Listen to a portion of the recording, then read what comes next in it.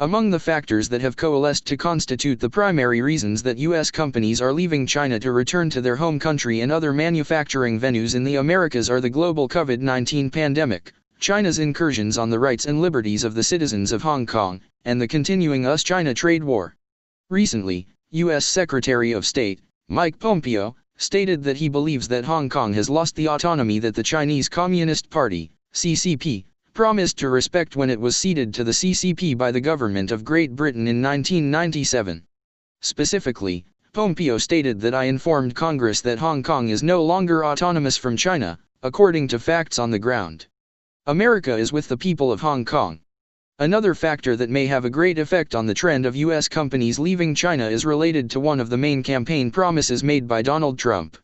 He stated that he would craft specific policies that would entice firms to move from the Asian nation back to the United States. For instance, in August, the U.S. president vowed to create 10 million jobs in 10 months, in part by setting up tax credits for U.S. companies that relocate manufacturing facilities to the United States from China. Additionally, the Trump administration has acted on multiple fronts to further rebalance and rationalize American economic ties with China. This includes placing restrictions on Chinese companies such as the tech giant Huawei and computer applications creators such as TikTok. The high price of economic dependency illustrates why U.S. companies are leaving China.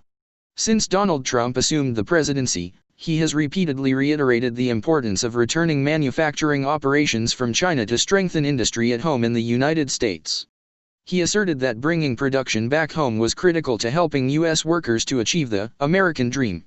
When the coronavirus became a global problem, he went on to further state that the pandemic was evidence that, for the country's long-term economic security and stability, supply chains that sustain the production of critically important manufactured goods should be repatriated. In a recent interview with Fox Business News, he observed that we have supply chains all over the world. We should have all of them here in America. In addition to Trump's comments on the topic, White House Chief Economic Advisor, Larry Kudlow, has announced that the government is seriously considering paying some of the cost associated with the repatriation of major U.S. multinational companies currently based in China. Such positive signals by the Trump administration are one of the principal reasons that U.S. companies are leaving China. Very noteworthy is the fact that the U.S. president recently took a historic step towards stimulating the repatriation of the production of critically important pharmaceuticals back to the United States. These are items that are currently being produced mainly in China and India. Under the terms of a $354 million agreement, the Flow Corporation, a Virginia-based generic drug manufacturer, will set up the first strategic reserve of ingredients that are needed to produce essential medicines to meet the country's needs.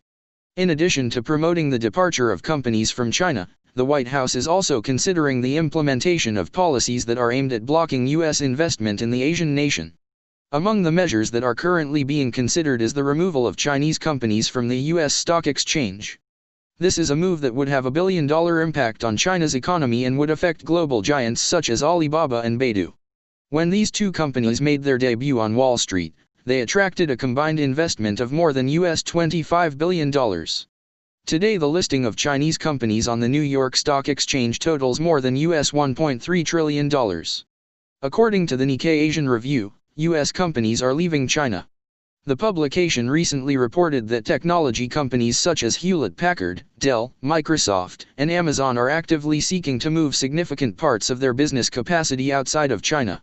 In the case of HP and Dell, these companies are seeking to reallocate up to 30% of their China-based activity to other countries.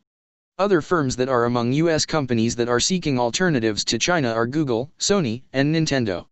Additionally, toymaker Hasbro, Bath & Body Works parent company L Brands, and fashion designer Steve Madden have all outlined plans to substantially reduce their dependence on Chinese factories in the next few years. These developments will benefit the United States, as well as other nations in